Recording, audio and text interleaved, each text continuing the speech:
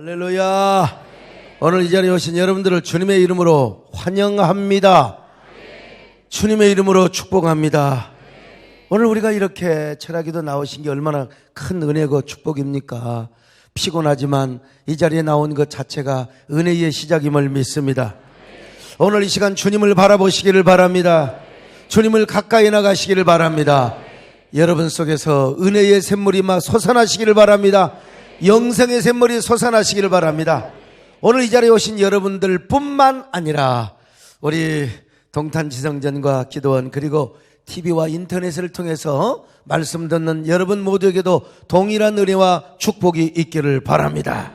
여러분 주님을 사모하시면 아멘합니다. 주님 한 번만으로 만족하시기 원하시면 아멘합니다. 사람을 보며 세상을 보며 여러분 사람을 보며 세상을 보며 만족함이 없었네. 나의 하나님 나는 만족함.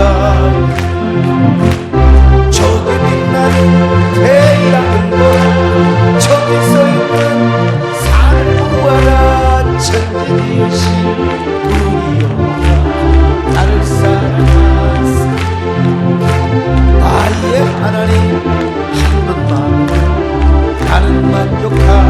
동남풍아 불어라. 동남풍아 불어라. 서북풍아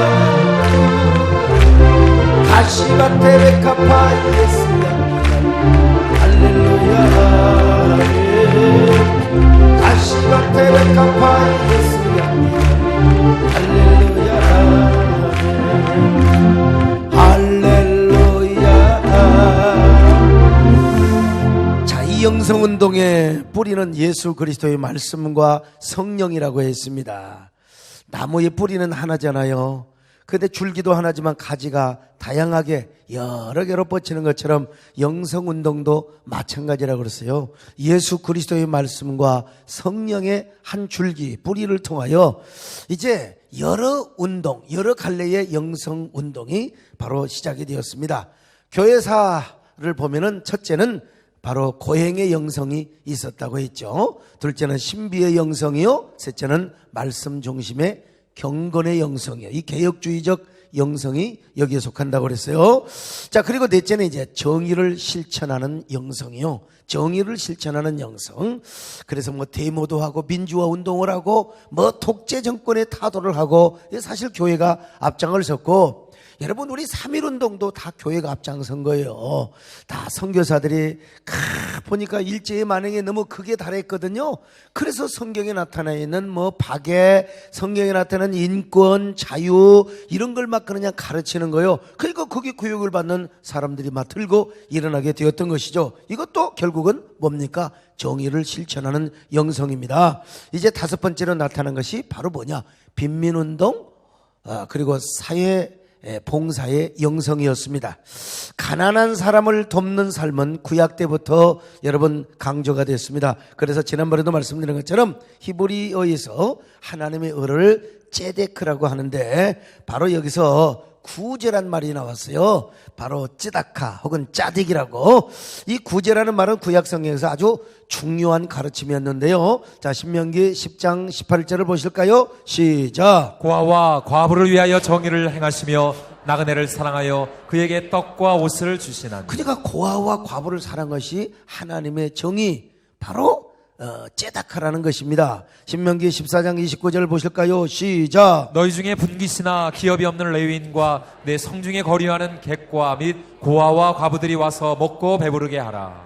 그리하면 내 하나님 여호와께서 내 손으로 하는 범사에 내게 복을 주시리라. 자, 여러분요, 구약 때에 하나님께서 고아와 과부 그리고 나그네를 사랑하고 잘 대접하라고 얼마나 강조하고 있습니까? 왜냐하면 그 행위가 하나님의 헤세드, 하나님의 자비란 말이죠. 그 자비를 실천하는 것이 뭐냐? 하나님 보시기에 정의라고 하는 것입니다. 그런데 이것이 오늘날 사회적으로 나타나고 이것을 뭐라고 표현하느냐? 뭐 정의라고 하진 않아요. 빈민운동 혹은 바로 사회봉사의 영성이라고 그렇게 표현을 합니다. 자, 그런데 이런 빈민운동의 영성을 아주 은유적으로 표현한 것이 있습니다. 전도서에 나오는 말씀인데요. 자, 전도서 11장 1절로 2절을 같이 보십니다. 시작. 너는 내 떡을 물 위에 던져라. 여러 날 후에 도로 찾으리라. 7에게나 8에게 나눠줄지어다. 무슨 재앙이 땅에 말는지 내가 알지 못함이니라. 뭐라고 합니까? 구제. 이게 하나님의 사랑을 실천하는 걸 뭐라고 얘기하느냐? 떡을 물 위에 던지는 것과 같다고 말씀하고 있습니다. 떡을 강물 위에 던지는 것과 똑같다는 것입니다. 여러분, 떡을 강물 위에 던진다고 뭐가 보상이 됩니까? 아니, 누가 그걸 갚아줘요? 떡을 강물 위에 던지는데 전혀 보상을 기대하지 못하는 행위라 이 말입니다. 자, 여러분, 옛날에 못 먹고 못 살 때에 그렇잖아요. 어떻게 그 옛날 그 떡 하나 하면 얼마나 맛있었는데 그 떡을 갖다가 강물 위에 던지라고 했어요. 구제 혹은 빈민운동이 그렇다는 것입니다. 그러나 반드시 그렇게 행하라는 것입니다. 그것이 언약 백성의 영성이고 삶이어야 된다는 것입니다. 그것이 바로 하나님의 마음이요, 하나님의 사랑을 실천하는 것이고, 그것이 바로 하나님 보시기에 정의를 행하는 것이라는 거예요. 물론 성경은 말씀하고 있습니다. 여러 날 후에 하나님이 반드시 보상해 주신다고 말입니다.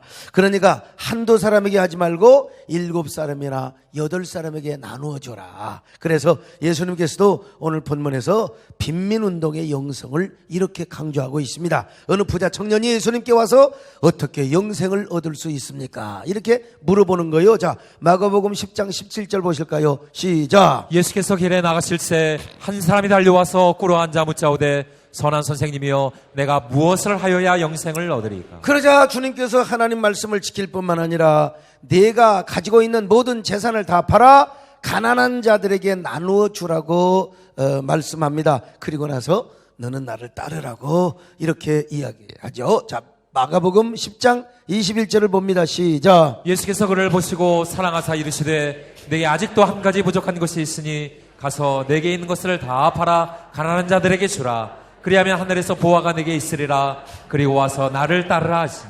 그러자 부자 청년은 재물이 많은 거로 이 말씀 때문에 시험이 들어서 이제 집으로 돌아가 버렸어요. 자, 마가복음 10장 22절을 같이 봅니다. 시작. 그 사람은 재물이 많은 거로 이 말씀으로 인하여 슬픈 기색을 띠고 근심하며 가니라. 자, 여러분, 돈이 그렇게 많아? 그러면 가난한 사람들에게 이 돈을 좀 나눠주라. 그랬더니 그냥 재물이 많은 거로 슬픈 기색을 띠고 근심하며 가니라 그랬어요. 참 불행한 사람이죠. 주님께서는 지금 이 사람을 시험하셨던 거요. 이 청년이 만약에 순종했으면 우리 주님께서 더 큰 보화를 주시고 더 많은 은혜로 갚아주실 텐데, 여러분 얼마나 불쌍한 사람입니까? 옛날이나 지금이나 똑같습니다. 물질 가지고 시험 드는 사람의 표상입니다. 지금 주님이 하라고 하면 하는 거죠. 주님이 어련히 하겠습니까? 채워주시고 더 큰 은혜 주시고 주님이 보상해 줄 것 아니겠습니까? 이 부자 청년은 오늘날 물질 가지고 시험이 되는 성도들의 표상이라고 이야기할 수 있어요. 여러분 신앙생활하면서 물질 가지고 시험 들지 마시기를 축원합니다. 아멘은 잘하는데 막상 진짜 물질 문제 나오면 또 당장 시험 들 수 있는 게 우리의 본성이요. 그러나 여러분, 우리가 돈은 중요한 겁니다. 돈 없으면 정말 초라하게 보이는 것도 분명해. 그래 여러분, 돈도 많이 버시고 돈도 많이 모으시고 부자로 사시기를 바랍니다. 그러나 그렇게 돈을 많이 모아도 주님이 명령하시면, 할렐루야, 주님이 감동하시면 벌써 아멘 소리가 주로 들어본다니까. 여러분, 주님이 감동하시고 명령하시면 여러분 순종하시기를 축원합니다. 여러분 절대 물질 가지고 시험 들지 마시기를 축원합니다. 여러분 바치고 나면 그렇게 개운할 수가 없어요. 바치기 전에는 그렇게 갈등이 생기고 이걸 꼭 내가 해야 하나 말아야 되나. 그러나 여러분 하나님 앞에 순종하고 하면 그렇게 마음이 개운할 수가 없어요. 여러분 주님 것을 내 것이라 고집하지 마시고 여러분 언제든지 부자로 사시고 여러분들이 행복하게 사시고 부유하게 사시기를 바랍니다만, 그러나 주님께서 명령하시면 주님이 쓰시겠다고 여러분 감동을 주시면 언제나 순종하시기를 축원합니다. 할렐루야. 주님 것을 내 것이라고 고집하며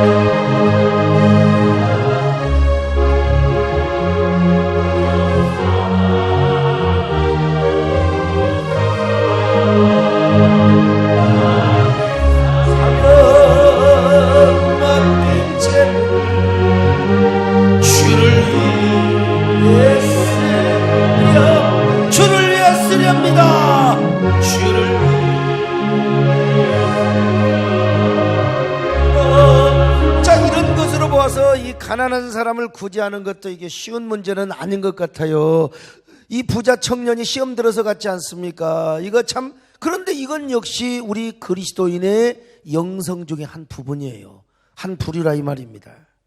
그래서 이러한 성경적인 사상과 예수님의 가르침을 기본으로 해서 이게 서신서에서도요, 가난한 자와 과부 그리고 고아들을 잘 도와라는 말씀이 많은데 한 구절만 보십시다. 야고보서 1장 27절 시작. 하나님 아버지 앞에서 정결하고 더러움이 없는 경건은 곧 고아와 과부를 그 환난 중에 돌보고. 여러분, 경건 영성이 뭐예요? 바로 고아와 과부들을 돌보라는 것입니다. 사도행전에서도요, 교회가 하는 일의 많은 부분이 가난한 자를 구제하는 것이었습니다. 고아와 과부뿐만 아니라 가난한 자들을 구제하였습니다. 자신들이 가진 것을 다 내놓고 거룩한 유무상통을 하였어요. 즉 예수님을 중심으로 한 사회주의를 이루게 된 것입니다. 자, 사도행전 2장 44절로 45절 같이 봅니다. 시작. 믿는 사람이 다 함께 있어 모든 물건을 서로 통용하고 또 재산과 소유를 팔아 각 사람의 필요를 따라 나눠주며. 아이고, 참 얼마나 믿는 사람들이 서로 통용을 하는데 돈 많은 사람은 막 돈을 막 내놓는 거요.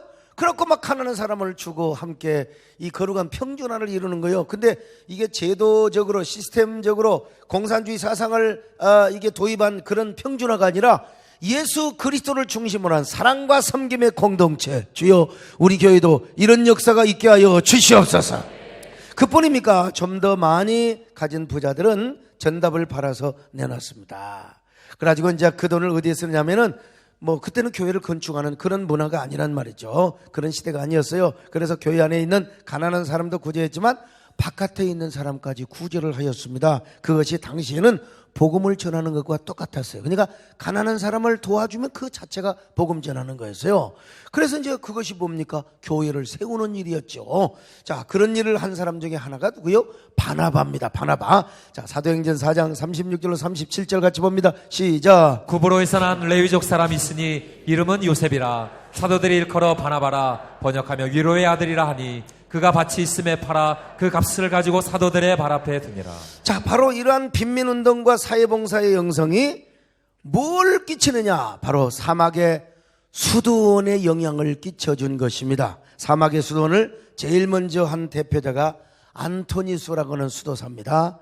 이 안토니스 교부도요, 주님을 향한 고행의 영성뿐만 아니라 빈민운동으로 시작을 했어요. 자, 안토니우스는 최초의 동방 수도사입니다.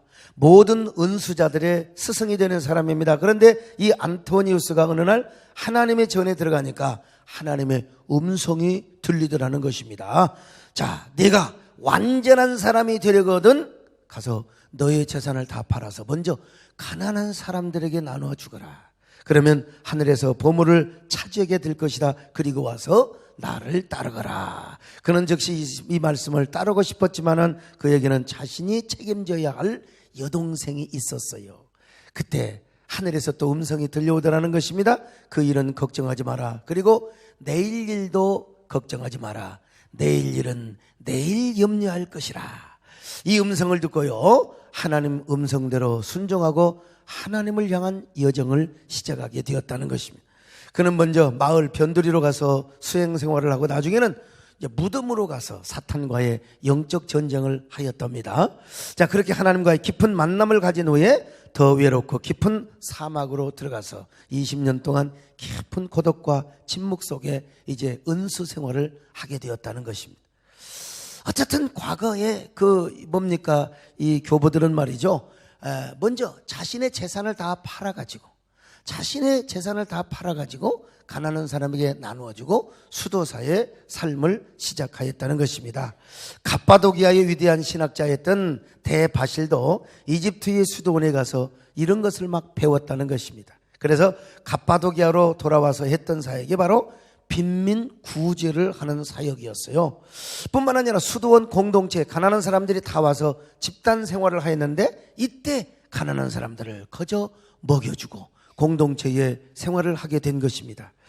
자, 참 그러면서 주님을 섬기고 신앙생활을 하게 되는 것입니다. 이러한 빈민운동의 영성이 바로 이제 어떻게 됩니까? 서방 수도원으로 또 연결되는 거예요. 동방 수도원의 빈민운동이 결국은 이제 서방 수도원으로 연결하고 또 계속해서 뭡니까? 이 초연결이 되었던 것입니다. 그래서 서방 수도원의 수도사들은 은혜를 받고 수도사가 되기 위해서 무조건 다 자신의 재산부터 팔아가지고 가난한 사람들을 나눠주고 수도사가 되는 것이 관행이었습니다. 관례였어요. 유명한 성 프란시스, 유명한 프란치스코 수도단의 이 시원이 되고 조상이 되었던 성 프란시스도요, 지난 시간에 말씀드린 것처럼 자기 재산뿐만 아니라 아버지가 엄청난 부호였어요. 아버지 재산까지, 뭐 다는 아니었겠지만 아버지의 재산까지 팔아가지고 가난한 자들을 다 나누어져 버리고 말았어요. 그래서 이제 아버지한테 고소까지 당했다고, 법정에 고소까지 당했다고 하지 않습니까?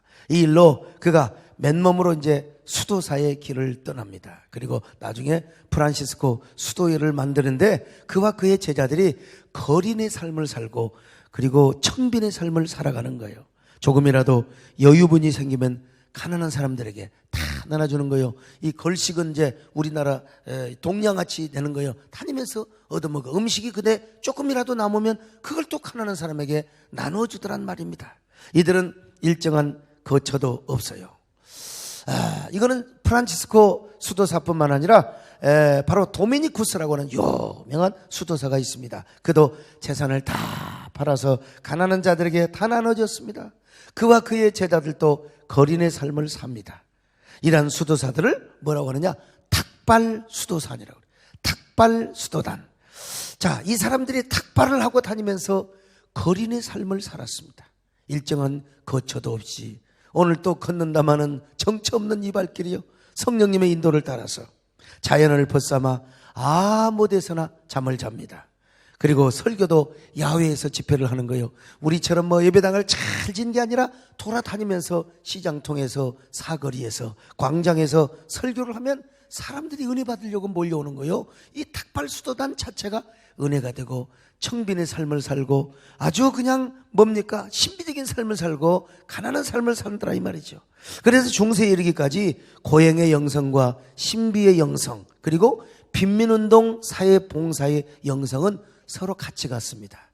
신비적인 은혜를 받은 사람 고행을 하게 되고 또 고행을 하는 사람은 청빈의 삶을 살게 되고 그리고 이런 사람은 전부 다 가난한 사람을 도와주고 전부 걸식 수도산의 삶을 살았단 말입니다.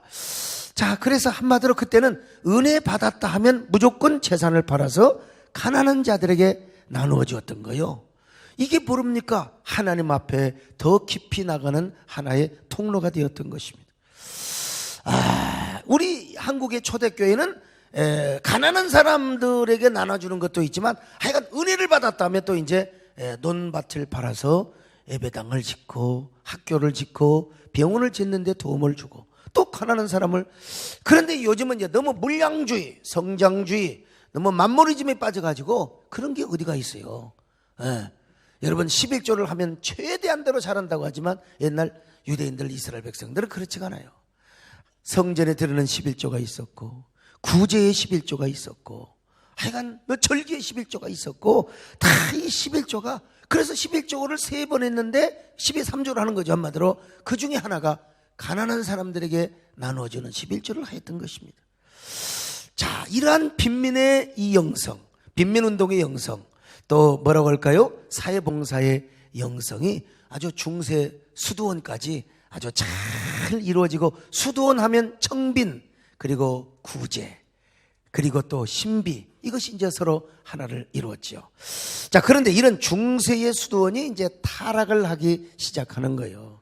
탁발 수도단이 되어가지고 거린의 삶을 살고 청빈의 삶을 살다가 언제부턴가 수도원이 부와 명성과 권력의 길로 들어가게 되는 거예요. 그래서 모든 귀족과 왕의 보물을 수도원으로 맡겨놓기 시작합니다. 여러분 오늘날도 교회가 그렇잖아요. 뭐 이렇게 돈 세탁을 한다든지 옛날에 뭐 방위산업 같은데 방산 뭐 업체라든지 이런데 보면 교회에다가 사무실을 두었고 또 교회 장부를 통해서 이제 뭡니까? 교회 뭐 더러운 돈이 세탁이 되고 옛날에 과거에 그런 게 있었어요. 근데 지금은 이제 종교인 과세가 딱 이게 어떤 의미에서 종교인 과세가 시행이 되면서 이제 목회자들이 움츠리게 될 수밖에 없어요. 그리고 또 교회도 장부를 더 깨끗하고 더 투명하게 할 수밖에 없어요. 그래서 움츠리는 부분이 있지만 바로 교회가 투명하고 깨끗하게 되는 이런 아주 좋은 또 효과도 있는 것이죠. 그러나 중요한 건 뭐냐? 교회가 투명하고 아주 깨끗하게 되었다는 점에서는, 그리고 절대로 일체의 돈 세탁이나 뭐 이런 것은 절대로 있을 수 없도록 한 것은 정말 감사할 일이죠.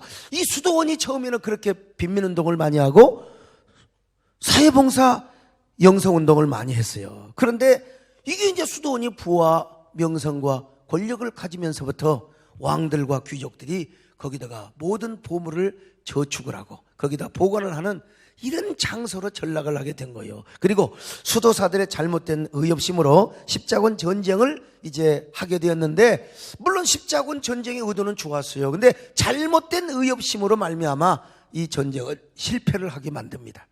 이 십자군 전쟁이라는 명목 아래요, 아마 7차 8차 될 거예요.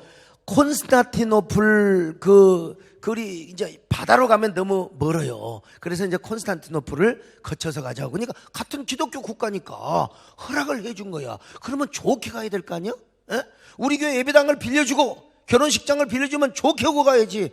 왜 의자를 차고 가고 막 그냥 왜 의자를 면도칼로 싹 긁고 가고 그러냔 말이요. 그러면 다시는 안 빌려줘. 절대로 빌려주나 봐라. 이거 똑같은 거죠. 그 콘스탄티노플로 이제 거쳐서 가게 만들어준 거예요. 이게 동방 로마 교회가 서방 교회가 이제 어디요? 저기 이스라엘 가서 전쟁하는 것을 이게 빨리 육로로 가도록 허락해 줬으면 좋게 가야 될 일이지. 왜 그냥 콘스탄티노플 그 아녀자들을 겁탈하고 폭행을 하고 그냥 온갖 약탈을 노략을 일삼고, 그래서 이게 동로마 교회가 질려버렸어요. 저런 서방교회 저희 호로 새끼들 말이죠. 저런 새끼들이 예수를 믿어. 이 새끼들 니들은 예수 믿는다고 하는 자격서 이놈들아. 그래가지고 이제 서로 교류를 안 해버린 거예요. 상처를 받으니까 그렇게 된 것이죠. 자, 그래서 결국 나중에 서로가 하나가 되지 못하니까 콘스탄티노플이 망하게 된 겁니다. 결국 서방교회가 도와주지 않고 또 콘스탄티노플 일부에서는 우리는 뭐하게 그놈들의 도움을 받느냐, 그러다가 결국 망하게 된 것입니다. 아무리 좋은 동기와 목적을 가진 조직과 단체를 하더라도 영성이 죽으면 반드시 그렇게 되어 있는 것입니다. 아무것도 아닌 명분과 자존심 때문에 여러분 남는 것은 뭐냐? 싸우는 일밖에 없어요. 예수님의 가르침을 받아 빈민운동 잘하고 사회봉사를 잘했던 탁발수도단도 진정한 수도원의 영성이 죽어버리니까 그렇게 되더라 이 말입니다. 십자군 전쟁이나 잘할 일이지 왜 그렇게 콘스탄티노플을 통과하면서 육갑을 떨고 노력을 하느냐 이 말이죠. 게다가 예루살렘에 있는 아랍인들을 여러분 좋게 쫓아내면 되는 거지. 아랍인들이 이제 살았거든요, 이 예루살렘에서. 그러면 여러분 적당하게 겁을 줘가지고 쫓아내면 될 일이지, 얼마나 비참하게 죽여버렸는지, 얼마나 처참하게 죽여버렸는지. 여러분 아랍인들이 전부 다 뭉쳐가지고 저처럼 예수 믿는 저 십자군 저놈들 절대로 예루살렘으로 오면 안 된다. 그래서 십자군 전쟁이 결국 실패로 돌아가게 된 거예요. 이렇게 싸우고 다투다가 십자군 전쟁도 실패하고 동로마 제국도 무너지고 동로마 교회도 문을 닫게 되더라 이 말입니다. 그러므로 우리 교회는 어떤 경우도 다퉈서는 안 됩니다. 할렐루야. 싸우면 안 돼. 싸우면 일단 어떻게 돼요? 상처가 있게 되는 겁니다. 그러면 상처가 있게 되면 반드시 사람은 낚시고리를 갖게 되어 있는 겁니다. 낚시고리를 갖게 되어 있어요, 반드시. 그러니까 여러분 우리는 영성이 살아야 될 줄로 믿습니다. 하나님의 사랑과 이웃사랑의 영성이 잠들지 말아야 될 줄로 믿습니다. 여러분의 영성이 잠들지 않도록 하기 위하여 제가 지금 보여요, 총회 사역을 앞두고 앞으로 더 많은 한국교회 지경을 영향력을 넓히게 될 텐데, 여러분 제가 그래서 철학기도 시간에 바로 크리스찬 영성 시리즈 말씀을 전하고 있는 것입니다. 여러분 영성이 항상 깨어있기를 축원합니다. 할렐루야. 캄캄한 싸우는 것도 캄캄한 인생길이요. 홀로 걸어가다 싸우는 것도 영원히 잠드는 거요. 혼하유 내 영혼 깊은 잠이 들었었네. 어두운 죄악의 길을 걸어가다 상하고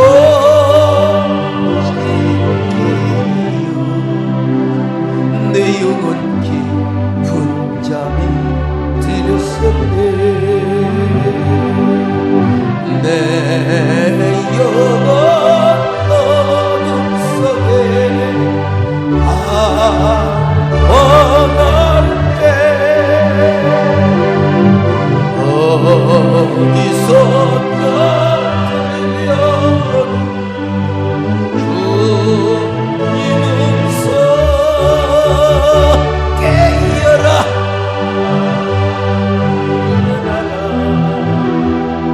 달리 일어나라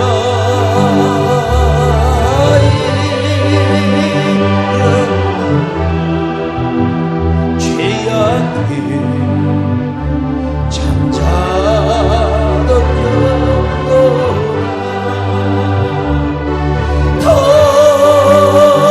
털리가 깨어라 일어나 어둠은 흘러가고 새날이 밝아오네. 주님 오실 날 멀잖았네. 어둠 속에 잠자는 영혼 일어나라 일어나 걸어라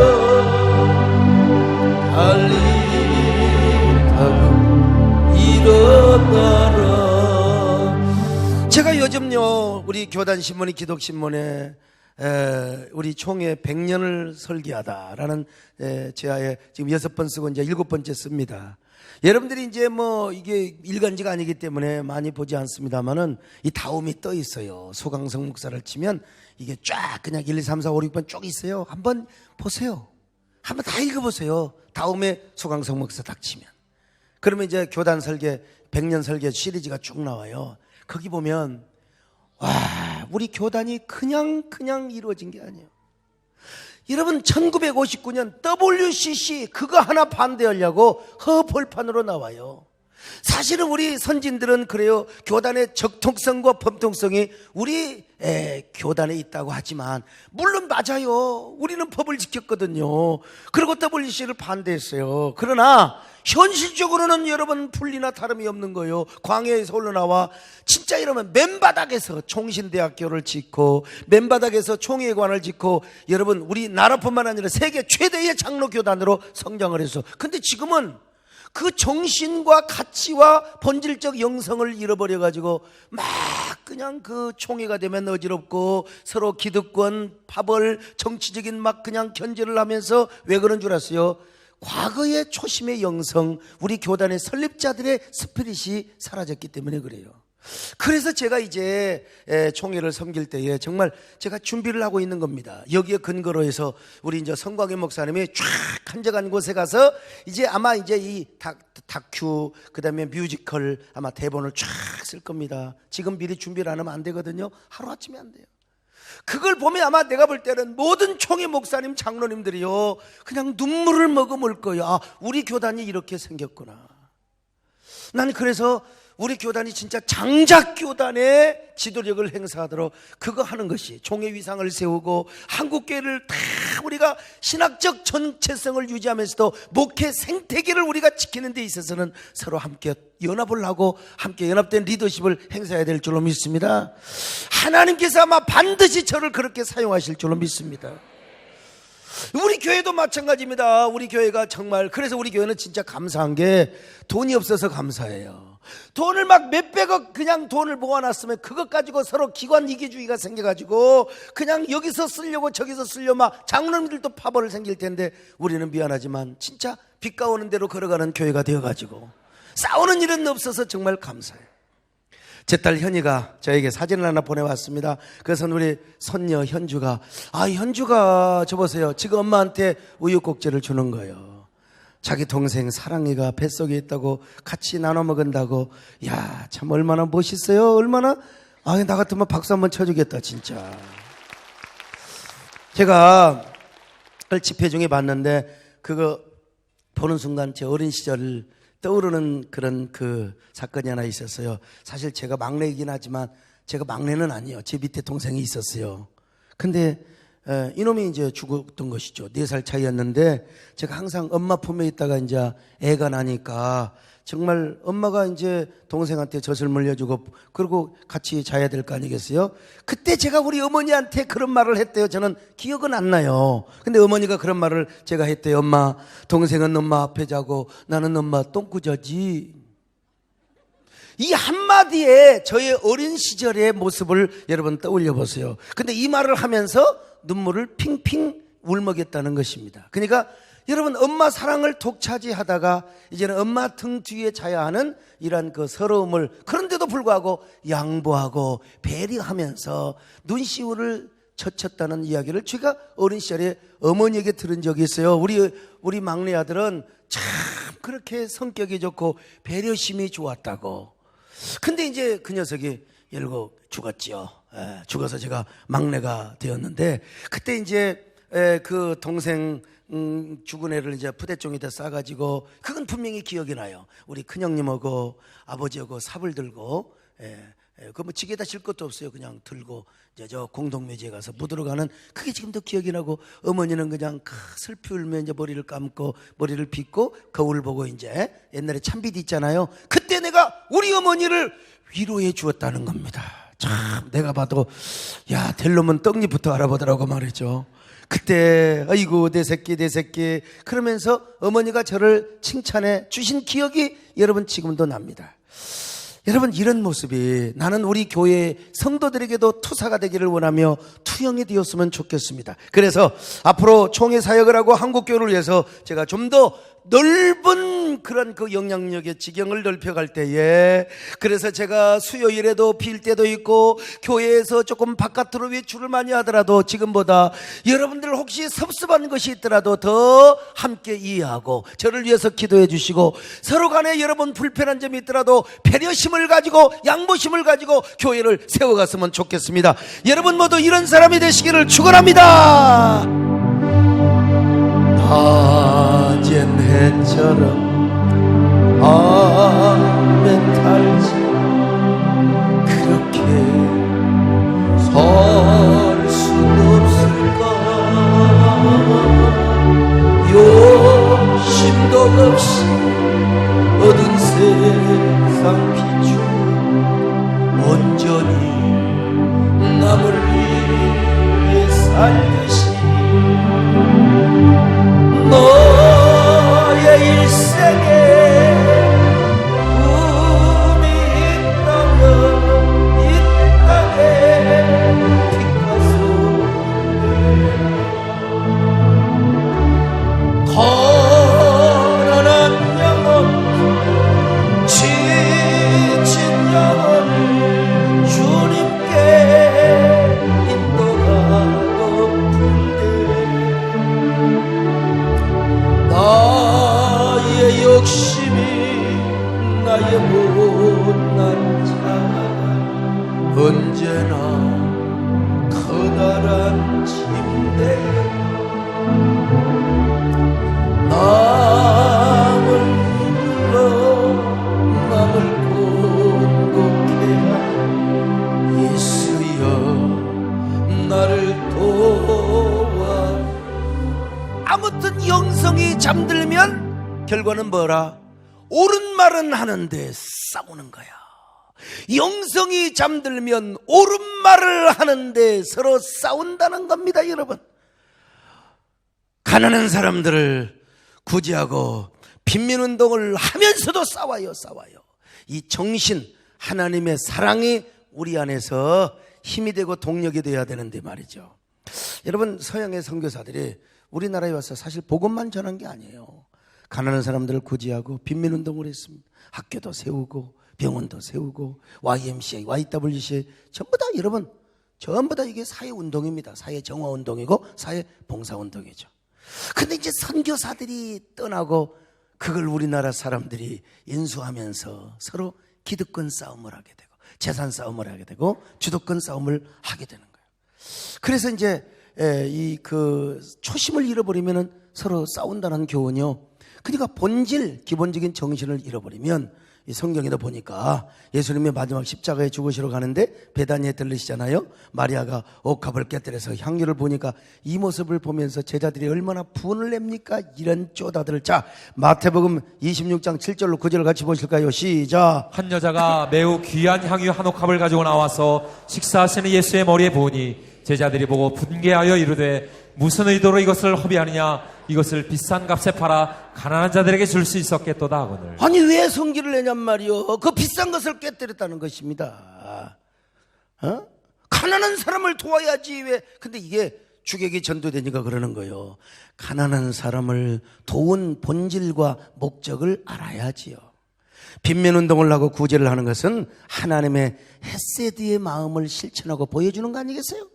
그렇게 하는 것이 하나님의 심정이고 하나님의 마음이어서 그렇게 해서 하나님께 영광을 돌리고 그리고 구제를 하고, 아니 뭡니까?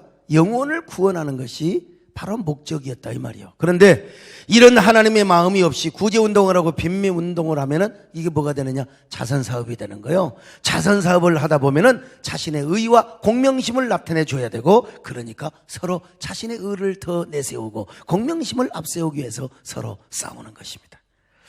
저희 교회도 많은 섬김의 사역을 해왔습니다. 아프리카에 있는 탄자니아, 케냐, 에티오피아 등을 다니면서 얼마나 많은 구제, 빈민 사역을 했습니까? 그리고 12월이 되면은 항상 해마다 서울역에 가서 노숙자들에게 방한복을 나누어 주었고요. 또 쪽방촌에 사는 분들에게 김장과 김치를 나누어 주고요. 작년에도 했지만 또 올해 우리가 500가정 김장을 담아서 다 12월 달에 또 전달해 줍니다. 몇 번에 걸쳐서 시각장애자들에게 쌀을 제공해 주었지 않습니까? 여러분, 특별히 작년에 40억이 넘는 돈을 썼습니다. 소외된 곳이나 저소득층에게 여러분 이런 돈을 썼어요. 근데 이번에 이제 어떤 분이 좋은 땅이 있다고 서목사 땅 한번 보라고. 그래 김문기 장로님하고 남수현 장로님하고 땅을 보러 갔습니다. 가서 보니까 땅이 얼마나 죽여주는지. 물론 교회 지을 땅은 아니에요. 보니까 바로 옆에 금토동에 있는 땅인데, 그런데 땅의 위치가 너무 좋은 거예요. 기가 막혀버려. 아주 그냥 죽여주는 거예요. 학교도 할 수 있고 노인복지도 할 수 있고 노인병원도 세울 수 있는데, 제가 갑자기 후회가 드는 거예요. 작년에 42억 43억을 그냥 한 방에 날려버렸어. 이거 좀 아껴도 갖고 지금 이거 좀 7, 80억 좀 아껴놨으면 땅 사는데 얼마나 도움이 될 것인가. 이야, 내가 한번 또 일 저질러 우리 교구마다 우리가 조금씩 헌신하고 해가지고 이 땅을 사보러, 이 땅을 살려면 좀 무리가 되긴 되는데 5년 이상은 묵혀놔야 되는데 앞으로 5년 10년 되면 기가 막힌 땅이요, 죽여주는 땅이요 세상. 근데 우리 교회는 이런 것 때문에 한 번도 싸워본 적이 없어서 얼마나 감사한지 몰라요. 돈이 모아지면은 이걸 가지고 싸울 수 있는데, 여러분 참 우리는 돈을 붙잡는 게 아니라 항상 돈에 허덕이고 본질을 붙잡고 우리가 지금까지 하나님을 섬겨왔기 때문에 싸울 일이 없었다 이 말입니다. 여러분 왜 그렇습니까? 우리 교회는 영성이 살아있기 때문이다. 할렐루야. 그래 우리 장로님들 지금까지 한 번도 이런 것 가지고 언쟁을 부려본 적이 없어요. 그리고 우리 교회가 작년에 40수억을 그렇게 그냥 하루아침에 그냥 날린 게 아니라 심은 거죠. 여러분 물 가운데 던졌던 거지요, 우리가 식물을. 그런데 우리 하나님께서 물질로도 복을 주셨지만 우리 새해된 교회의 명예와 영향력으로 보상해 주셨습니다. 소목사의 영향력의 지경과 그리고 여러 가지 일할 수 있는 위치로 하나님이 보상해 주셨고, 또 하나님이 분명히 여러분에게 물질로 보상해 주셔서 우리 여러분, 하나님께서 11조가 많아지게 하실 줄로 믿습니다. 특별 헌신이 많아지게 하실 줄로 믿습니다. 우리 장로님 또 이렇게 중국에 가신 분도 계시는데, 하여간 다 우리 사업하시는 장로님들 복 받으셔서 우리 세대내 막 물질의 선순환의 역사가 이루어지시기를 바랍니다. 근데 저에게 또 너무나 위안이 되는 소식이 왔어요. 바로 그 땅이 그렇게 마음에 들었는데, 그 땅을 설계사무소에 알아보니까 군사 보호지역이라 아직은 아무것도 못 짓는데요. 여러분요, 그 땅을 누가 사가지고 거기다가 좋은 시설을 지면 제가 얼마나 배 아프겠어요. 근데 전혀 지을 수 없다고 해서 할렐루야, 못 사더라도 감사합니다. 여러분, 우리는 빈민운동의 영성이 되었건 사회봉사의 영성이 되었건 영성이 잠들어서는 안 됩니다. 죽어서는 안 됩니다. 여러분, 영성이 언제나 깨어 있어야 될 줄로 믿습니다. 할렐루야. 언제나 우리 교회는 사랑하며 섬기는 교회가 되시기를 축원합니다. 만세 만세 어쩌면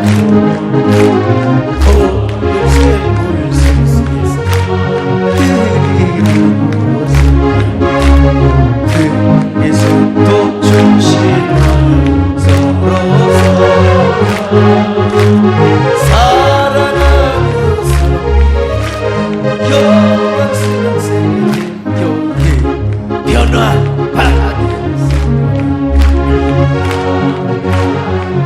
축복받은 교회가 진리의 꿀들러 전도하여서 교회의 성장하는 주여. 빈민운동의 영성, 사회봉사의 영성, 이거 역시 기독교 영성의 한 부분이라는 사실이에요. 오늘 우리 교회는 이런 영성도 회복돼야 될 줄로 믿습니다. 이런 영성도 소유해야 돼요. 그러나 여러분, 분명한 우선순위는 알아야 돼요. 이것이 목적이 되어버리면 주객이 전도가 되어버리는 거예요.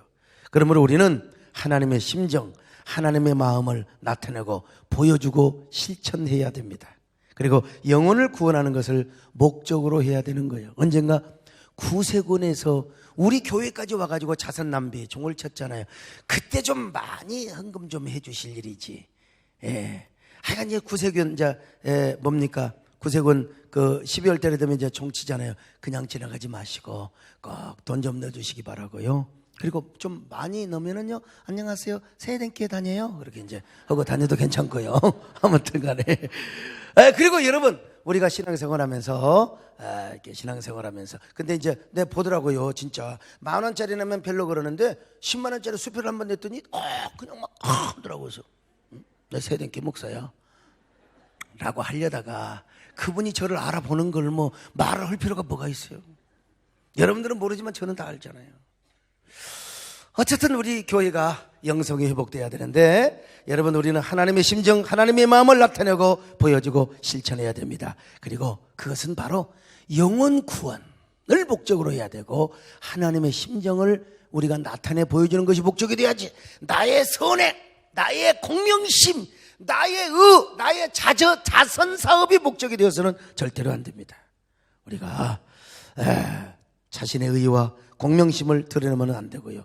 그러다 보면 서로 다투고 자기 이름이 올라가야 되고 신문에 자기 이름이 나야 되고 아무것도 아닌 걸 가지고 우선순위로 해서 서로 싸우게 되고, 여러분, 주님이 알아주시면 되는 겁니다.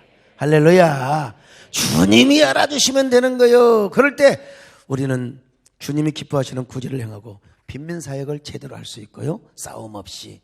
그러면 우리 주님께서 여러분에게 절대로 곁길도 가지 않고 좌로나 우로나 치우치지 않고 정도를 가게 되고, 하나님은 여러분 반드시 보상해 주십니다. 보상해 주십니다. 보상해 주십니다. 이런 하나님의 말씀을 믿으시기를 축원합니다. 그런 저와 여러분 되시기를 축원합니다. 아멘. 너는 당장 어렵거든 가지에 푸른 열매처럼